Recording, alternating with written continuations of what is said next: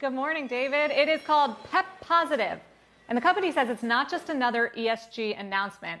It's what they call an end-to-end strategic transformation built around sustainability. So it basically changes how Pepsi is going to market products to consumers, how it innovates, how it builds up the supply chains. It takes sustainability from a policy and puts it into all the company decisions. CEO Ramon Laguarta says consumers want that right now, and he wants investors to understand that Pepsi sees it as a competitive advantage.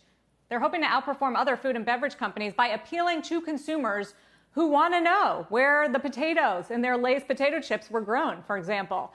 There are some ambitious targets announced in this release as well. Net zero by 2040, net water positive by 2030. And LaGuardia told me executives will be held accountable for this. We'll make sure that our consumers, our investors know exactly where we are in the journey. We plan to be extremely transparent. We want our people to be accountable. It's going to be part of our compensation. It's going to be part of how we run the company. So this is not, we're not waiting to 2040. We're going to make very strong steps along the way. And a lot of these goals actually are 2030, so much closer in time.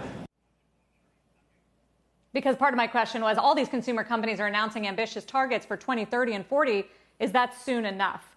Now, for Pepsi, the whole positive purpose in everything idea does run a bit counter to some of the health questions surrounding some of their biggest hits: Doritos, Cheetos, Gatorade. High sugar, salt content, artificial ingredients, not necessarily good for you. A challenge that we talked about. And LaGuardia says they are working to improve through healthier options and better ingredients. He says they actually have science-based targets to lower some of the bad ingredients, and they're working with chickpeas more and expanding its position in nuts and seeds.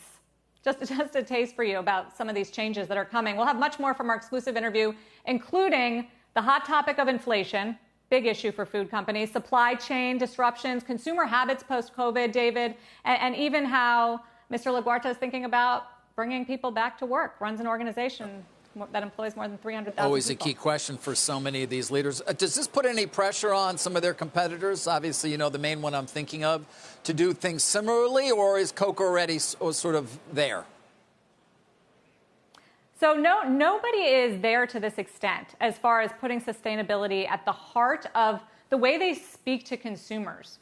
I think it does put pressure. And LaGuardia told me that he sees those brands that are speaking out on these issues in direct marketing and advertising outperform some of the other brands. So Pepsi has already actually been outperforming in COVID and coming out of COVID its main competitors like Coca-Cola in beverages, Mondelez, Campbell's Soup in the snacks business. This takes it to the next level. We'll see if consumers, David, part of it really are looking for that. If you're buying a bag of Flamin' Hot Cheetos, do you really want to know where that was sourced? Those are sort of the questions that they're asking inside. And he says it's going to give them a competitive advantage, but no doubt, all the companies are moving in this direction, but it's still ESG as a policy, not necessarily as a central platform, as Pepsi is announcing today. So it definitely puts them ahead of the game.